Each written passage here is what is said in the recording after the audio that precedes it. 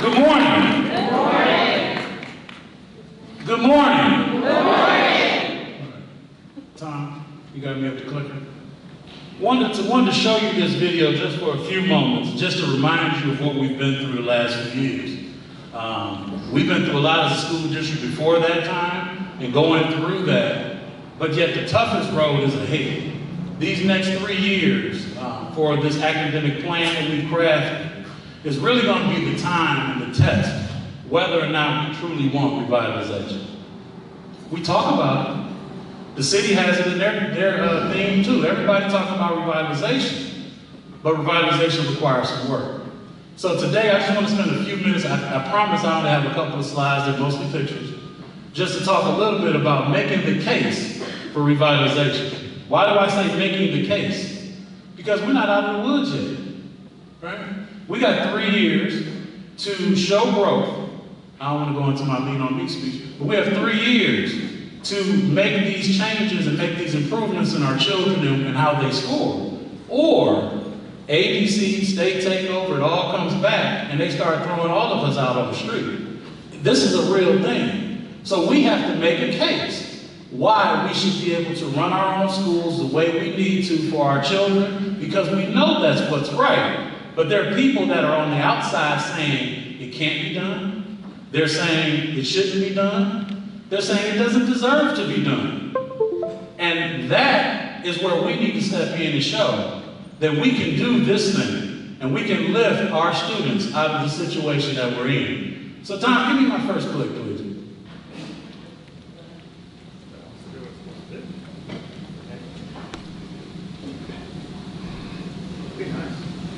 We're going to have time to stand up there. Zoom room's working. Revitalization. So, and really this is our plan in a nutshell. Write a vision, make it plain, carry that vision out.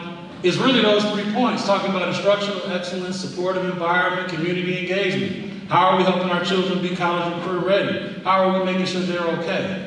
And I'm going to tell you right now, the pandemic and poverty and the problems that our students have, they're not okay, right? There's some things that we're going to encounter that maybe we've never seen before in our career that's going to come through the door in a few days. And then how do we engage our families and community? Everybody remote now, nobody wants to come to a meeting. So there's a real question there. How do we engage our families in a real way and our community in a real way so that we can move this city forward? Next slide, Tom. All right, and you can't read this, so I'll read it to you. The historical context, and we'll share this with everybody. But in September 2014, House Bill 70 passed. Now we know I got glare. In May 17, there was a district review of East Cleveland City Schools. Some deficiencies were found. In September of 18, an academic distress commission was formed. Do y'all remember that? There was even issues with where they would meet, and they were meeting secretly. And it was a whole lot of brouhaha around that mess. In February 2019, I came in as CEO, approved by the ADC. In the video, you probably didn't see it because we shot it real fast, but my first week of school, there was somebody protesting in the front and it said Jim Crow, Ohio. Somehow as an African-American man, I now represent oppressive rules and laws against an African-American community. But that's how I came in. In March of 2019, though, there was a lot of chatter, a lot of political stuff going on. Remember that time folks thought that maybe the CEO would be abolished, the CEO would leave every other day. People were talking about there was going to be something that would disrupt our pattern.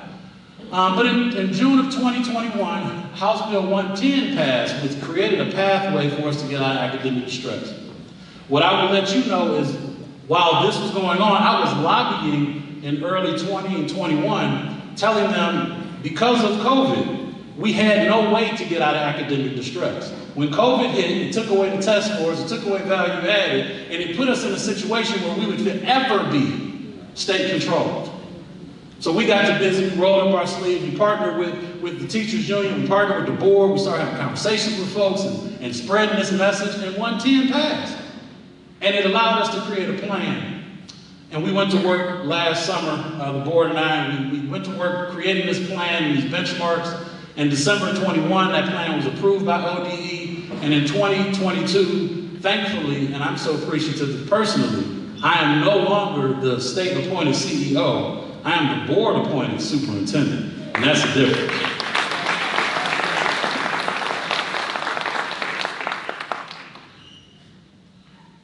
But people are even now is on a call with the state, and now they're trying to drum up new things. And they want new requirements, and they want new meetings, and they want this and that. And the plan that they approved, they're questioning whether or not any of the plans would do what they said, even though they approved it.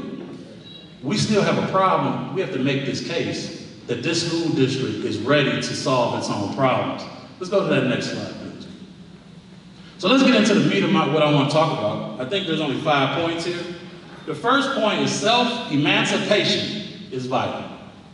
Self-emancipation. Ms. Lewis, I'm glad you went to the 1800s.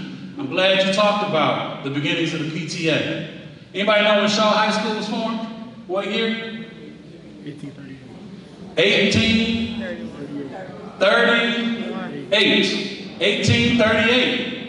1838, Shaw High School was founded. I believe Sarah, the wife of John, when John died, John Shaw, Sarah devoted this land that you're sitting on right now for a rural community so that it can, of its own merit, raise its children and teach its children.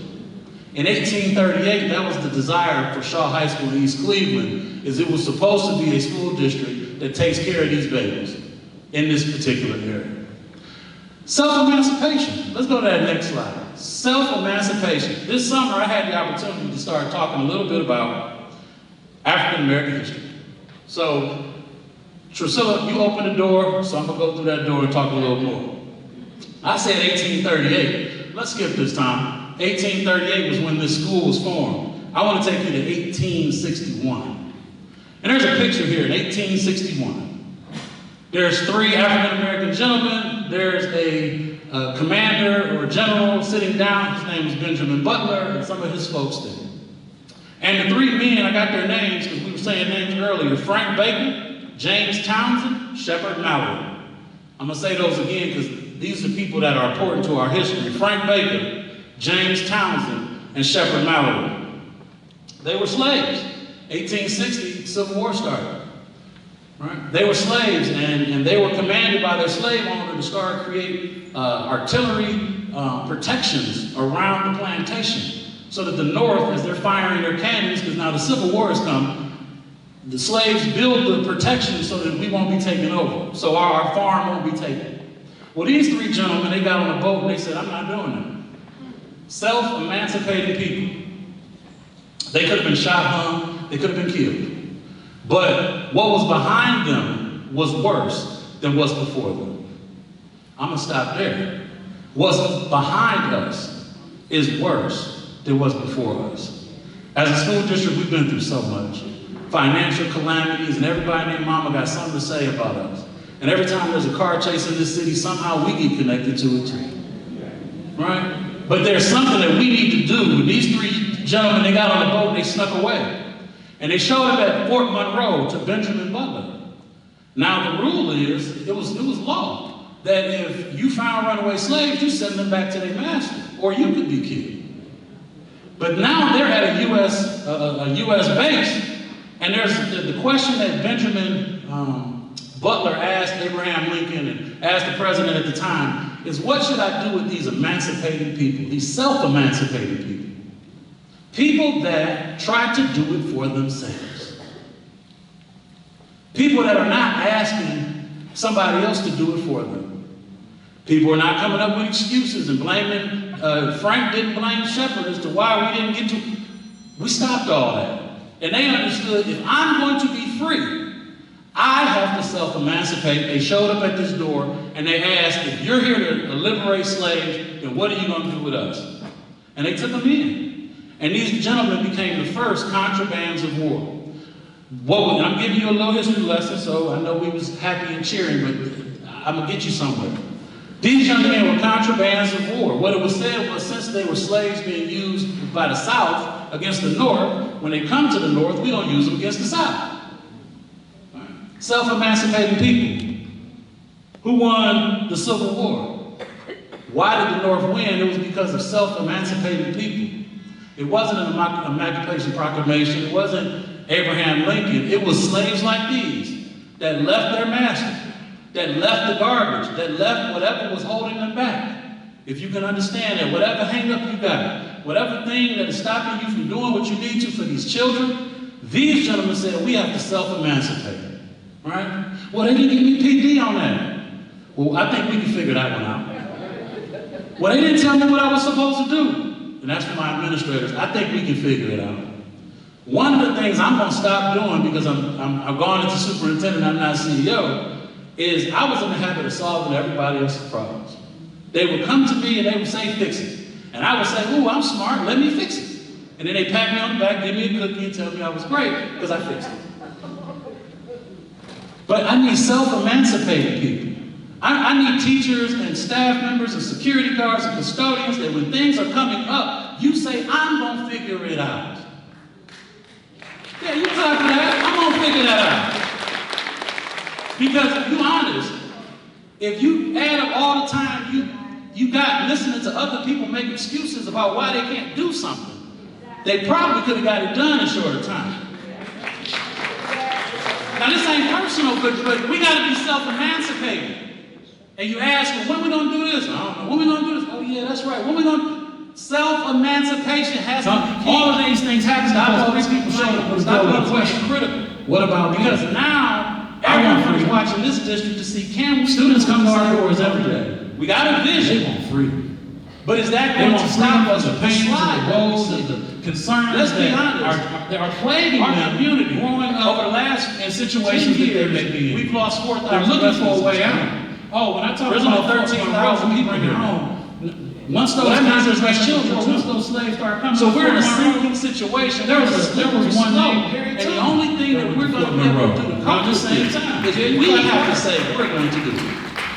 Well, are you willing to studying this? Not only are you willing to self-emancipate, it was just one person running through the woods. Many of them are struggling. There were hundreds of people like you don't know how to teach them how to be. Can you advocate for self? There's a reason I'm saying this to you. Because we think how to do this with these children. We're waiting on one person to do it. We're waiting on some person to do it. We're the ones we're waiting for if we would just self-emancipate from those things that bind us. Well, this picture, the picture that was still there, you don't have to go back. It led to the Confiscation Act. The Confiscation Act of 61 led to the Harriet Tubman Proclamation. She was also leading commanders, all of these leading armies of men into the wars. She was creating strategies for them. She was doing things for them they couldn't figure out how to do because she was a self-emancipating person. I'm not going to be in a situation where I'm at the bottom.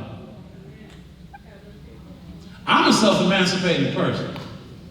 I'm not going to be at the bottom. And I know that, I see the head shaking. We're not at the bottom.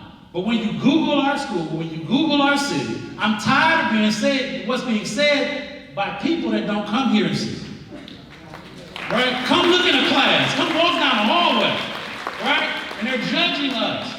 But we got to be those self-emancipating people. Once they became self-emancipating people and all these people started flocking to the U.S. bases, you got to do something with these people.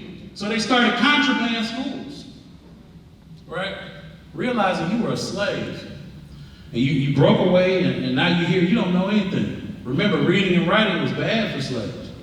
That meant death. So you come in and you don't know anything. Many of our children are coming in far behind where they're supposed to be.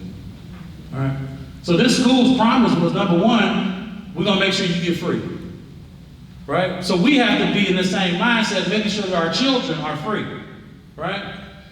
But every once in a while, and we'll talk about the images of school, every once in a while we put our children in a prison.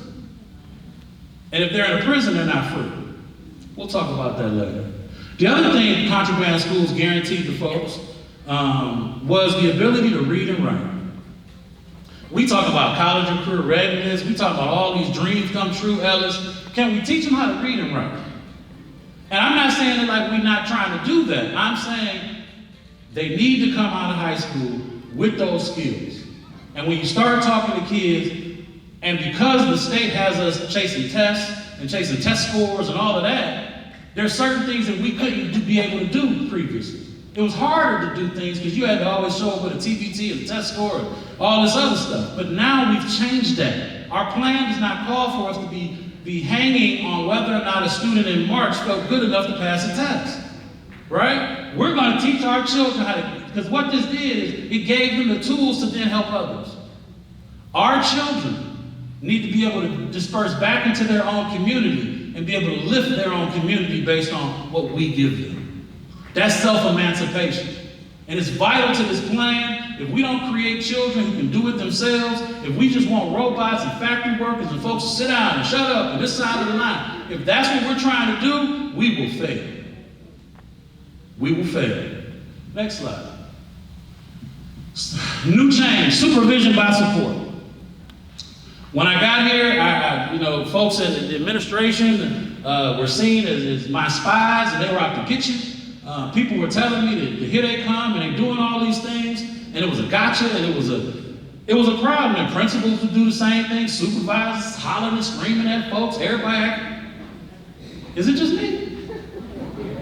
I've been here I see these things these days, and I wonder, what is it that we're not doing so that folks can grow and folks can really do what they need to for our children? Let's go to the next slide. We need to have supervision by support.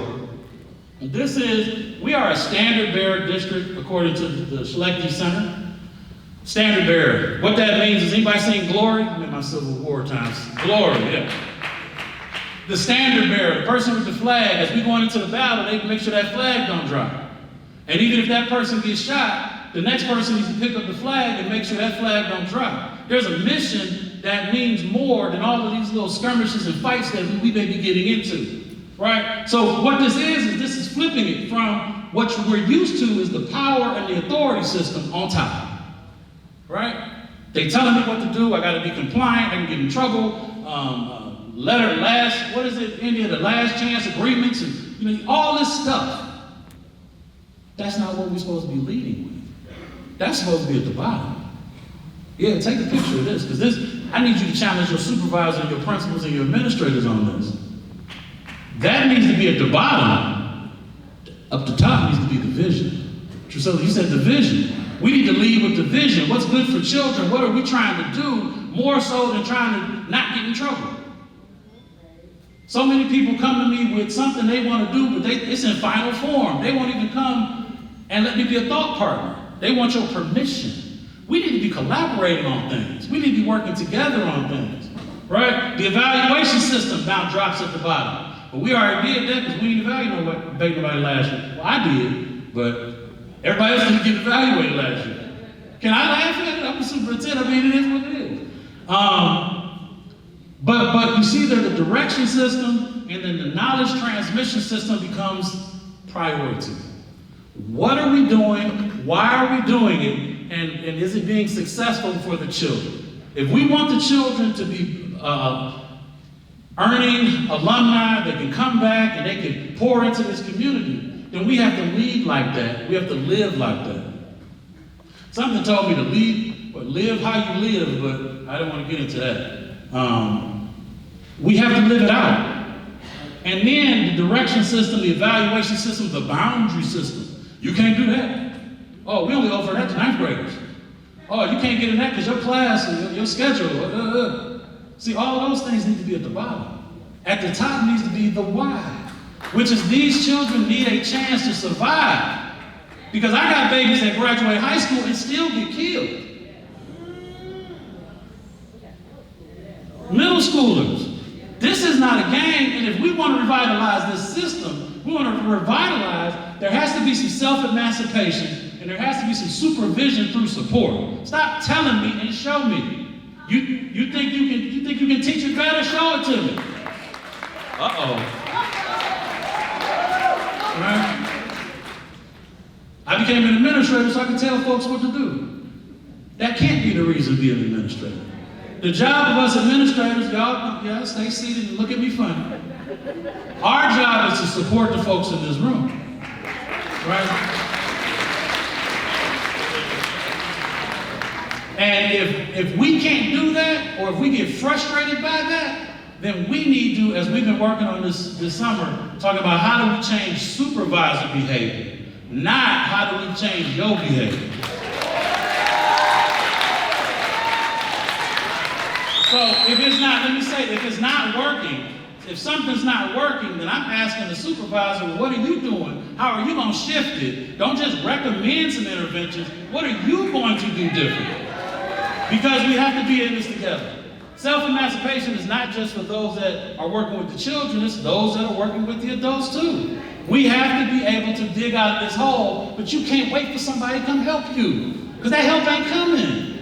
I'm sorry, it's not. You have the ability to do that. You've seen the person in the 3 feet of water and they screaming and panicking. All you gotta do is sit up. Next slide, please. So supervision will change. This is the big one, and I was yelling at the administrators at the administrative retreat, and I threw off the whole day of the administrative retreat yelling about this subject. In order for this, next slide, Tom, thank you. In order for this to work, students have to be the volunteers. They don't have to do what you tell them to do. Your job is to convince them. If you want compliant minions, then you need to go watch Despicable Me. We want free-thinking children. We want children that are volunteers and knowledge workers. We want children that have an understanding of what's going on in this school, but then how it relates to their life, how it relates to how we're preparing. Why do I have to do that assignment? Right? The students should be volunteers. When I was a principal in another district, far away, most of the issues were the child didn't want to do what the adult was asking them to do. It's not insubordination. What we call it, defiance. Yes. I got to figure out a way to get through to this child.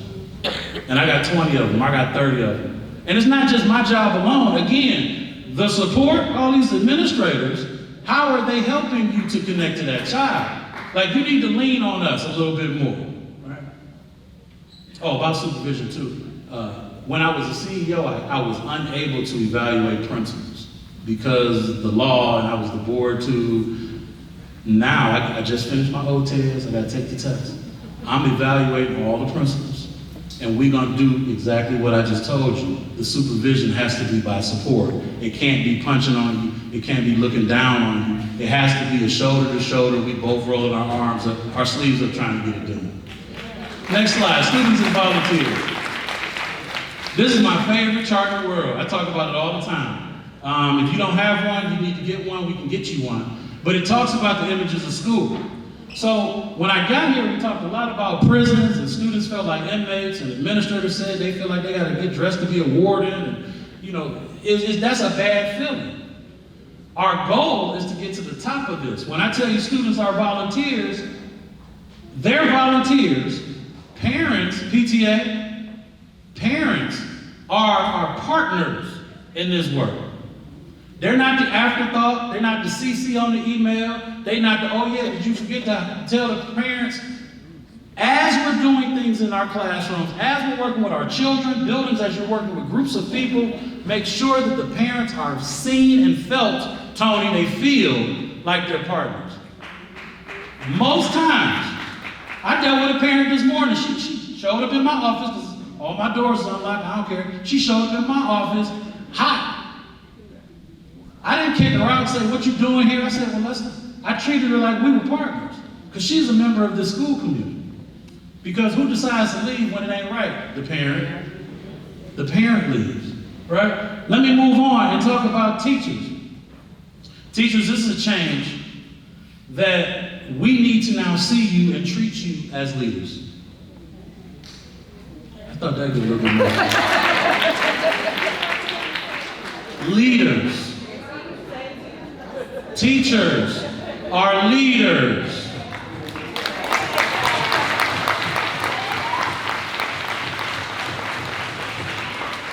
Teachers, if you are not being treated as a leader this year, you need to be vocal about it, right? There's avenues to do that, but your responsibility this year, for me, is to lead those children to where they need to go. But what about the principal? Well, the principal is the leader of leaders. So he has to make sure, she has to make sure that you're getting what you need to lead. But they got to also put that oxygen mask on themselves and make sure they're getting what they need to. So I'm asking them to lean on me. And I got to figure out, there's the movie. I got to figure out what supports they need as I evaluate them, and you're gonna see some supports being rolled out for them as well. Because my job is to be the moral and intellectual leader and the capacity builder. I have to build the capacity that teachers feel like leaders. All right? I can't just say it, can't just be on a piece of paper. I need you to be able to tell me I feel empowered. I feel like a leader when I come into my building. I feel like this is a place that respects my craft and my talents. And when I'm struggling with something, I get the support, and it's timely, and it's non-judgmental. You hear me talking. I'm telling them too. They didn't hear this before. I'm telling them now. This is the way we have to behave, because if we don't, it won't happen.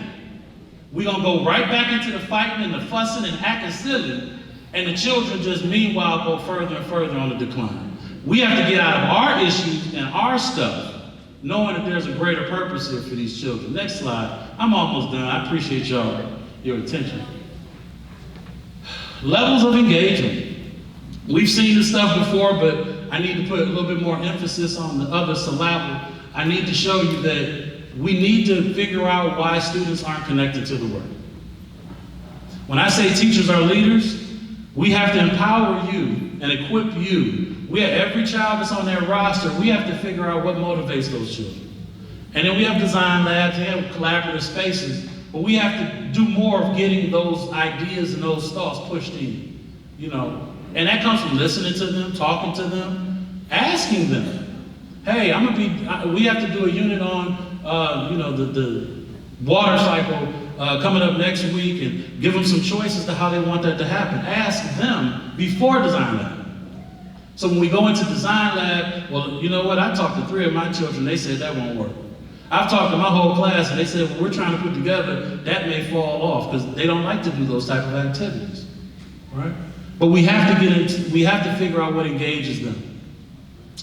Principals, department heads, when you're having meetings, you also need to assess your staff and their engagement levels. One of the reasons I cut the administration retreat short is because I was watching the room and I didn't have everybody. So I said, well, forget it. Why just plow through the work when they're not retaining it? And we'll do it a different way. We have to do that with the adults too, right? I'm looking at Mr. Ellis. So at your staff meeting, it needs to be engaging. It needs to be relevant. It needs to make sense. Or I'm gonna clock watch until it's time for me to get out of here, right? Like, we do certain things because of a reason. It's a reaction to something. So again, supervisors, we need to adjust our behavior if we're asking other people to adjust the things that they do. Next slide, Tom. And you'll get into this with design lab, but there's actually a way to do what I said, that true engagement. If we ask children, when I start getting to the bottom, the qualities of choice, do you like affiliation? Do they like performance-based activities? Do they like to have novelty and variety? Do I need to come up with 3 ways to accomplish this? But no one way is the right answer. It's about the leader. Who's the leader? Getting with those children they lead and talking about the journey we have to go on together. As a teacher, I have some things that I need to do. As students, you have to do some things. Can we have a meeting about it as we're going along so we can enjoy it? Because I've been a teacher in moments where I've had to drag students through curriculum because I got a test coming, and I got to make sure they get this, and the pacing charts say that. It's not pleasurable for anybody. So I'm asking us, because we're not chasing test scores, and we wrote benchmarks so we don't have to chase test scores. It's GPA, it's passing classes, are they in co-curriculars? This is great stuff. I'm asking you then to take the time we were using to chase a test, prep for a test. Let's take that energy and pour it into learning more about the children and trying to pour more into them, right? So that's where you see the furniture. That's why you see new furniture. And it's at the elementary level right now, because Anthony said something about furniture and half the room said, what? The high school and the middle school. We ordered it where the high school and middle school, those things are coming. We're looking at now winter break at the semester flip, so that when the children come back second semester, it's this amazing thing. And whether it's painting lockers, whether it's getting rid of some of the colors out of this building, we're trying our best to really go around all the spaces. Where's Kurt? Whether it's the new chiller at Kirk, whether it's the new steps at Kirk, just trying to, I think we spent about $30 million this summer trying to get things right. Technology, you may see technologies in rooms.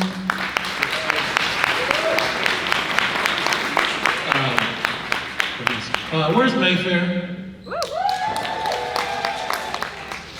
So, Mayfair received some technology, and I heard lukewarm reception, which prompted me, well, let me finish it first, and then you change it. Which prompted me, there's some Promethean boards that we're ordering, clever touches, something that children can touch. But we know we need to order those, as well as Caledonia will get some of those too, for the younger children. But I did hear that. Why am I talking about that now? I don't know. But we are getting some additional reinforcements there. Next slide. Scorecards is verification. We're going to have to prove, once a year, I got to go to the state, go to the State Board of Education, and verify that this is working. And they're coming up with very convoluted ways to do that, to track to see whether or not we're making a difference in our community. But because I knew they wouldn't be able to figure that out on their own, we put scorecards in our plan as a way to routinely assess whether or not we're making our benchmarks. So as long as we're submitting data into Progress Book and Dazzle and putting the grades in, the scorecards will generate those pieces, and when we get test taking and we get those results, they go into there also. I wanted to make sure the scorecards were something teachers did not have to create, because that's time. And that's a waste of your time, because you're the leader. And our support needs to be creating these things for you. Turn to the next one. I'm not going to go through this because I'm tired of being up here. But the scorecards come from 3 different areas. And really it's the instructional excellence, supportive environments, and community engagement. Next slide. The scorecard. So, Irene, you said to get out of ABC control, we have 3 years, and we have to get progress on our scorecard. What that means is there are 20 metrics on the scorecard. We need 11 of them every year. Last year in preseason, we got 6. And that's on the website, and you can see which ones we hit. But 6 metrics are at Shaw, 5 at Kirk, 3 at Superior and Mayfair, 2 Caledonia, 2 Prospect. Who has the heaviest lift? Shaw. And we know that. But it's always that way. High school always has most of the metrics that are used to say whether or not you're being successful, because that's the place they graduate. So that's the place everyone's looking to see if they're achieving. But these are our metrics. And it's doable. There's not a million metrics here for every building. If we focus on these and we can get 11 of the 20, we win every year. All right? Next slide. All right, that's Frank Robinson. Tom put this in the presentation. I called him Gucci Man. Anybody understands that would probably laugh. So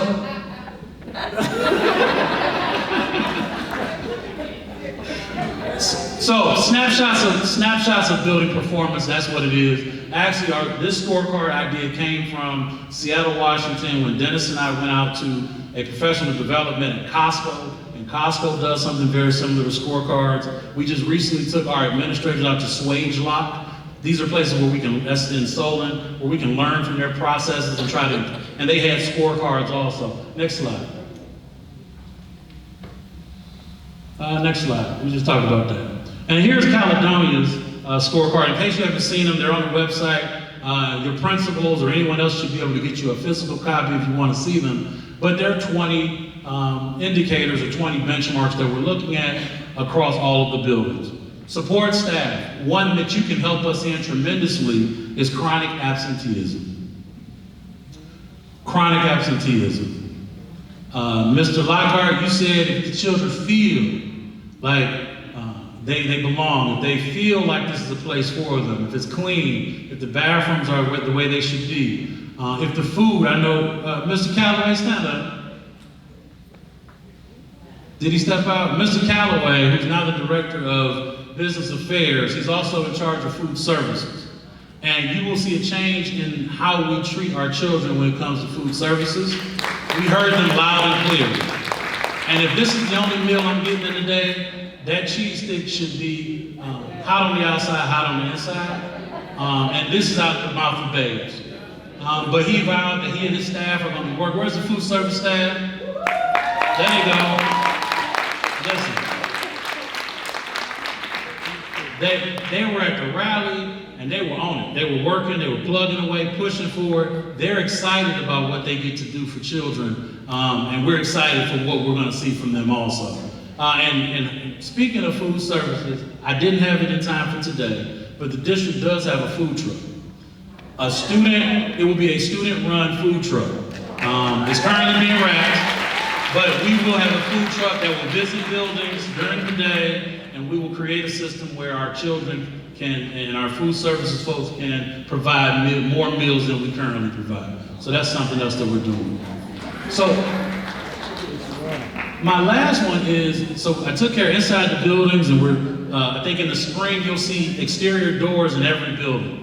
Every single door in every single building is getting touched in the spring. We put the order for the high-end doors with the beeps and the buzzers like the affluent schools get. So you'll see those things coming in too. So we can keep our children safe, keep you safe as well. You saw the furniture that's coming, and then also playgrounds is my last one. I'm so excited. Playgrounds. So, we wrote a grant already. We're waiting to get an announcement of whether or not we received the Lego grant for Prospect, where Lego wants to build a playground at Prospect.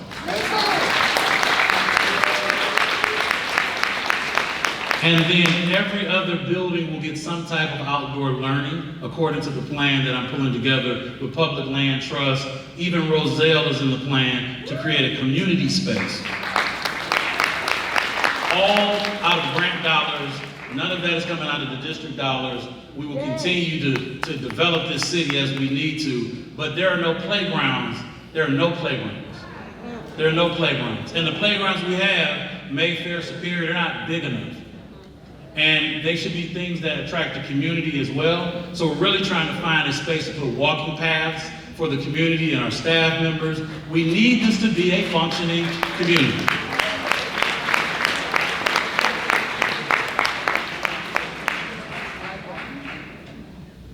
But I told, at the summer graduation, and I'm gonna close on this, I told the graduates, we had 6 of them who graduated for summer graduation, and I told them, the dream won't work until you do. And I think that's how I'll end this conversation. As we're making the case for revitalization, as we know there has to be some self-emancipation. I gotta fix some things myself. I know students are volunteers. I know my supervisors need to be my support, and if they're not, I need to say something. The scorecard ultimately is going to verify whether we win or lose. But none of this will work unless you get out of your comfort zone. Get out of what's familiar and get into what's unfamiliar so that our children have a chance.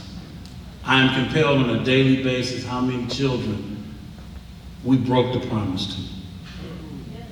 When I see an F on a report card, that's a broken promise. Because when they came in, they had an A. And somewhere along the line, we got off track. And I want to reduce the number of broken promises. I know how many children are coming in behind. And broken promise doesn't even have, that's not fault. That's just something we wanted to do didn't happen. And we need to correct that. So with that, I thank you and I welcome you to the 22-23 school year. I think this will be an amazing school year. I think each of you will grow and thrive and find new areas that you didn't even know that you were talented in. I think all of that will happen this year. But again, let's not be compliant. Let's not be complicit. We have a case to make that we deserve revitalization. And I need your help to do so. Thank you.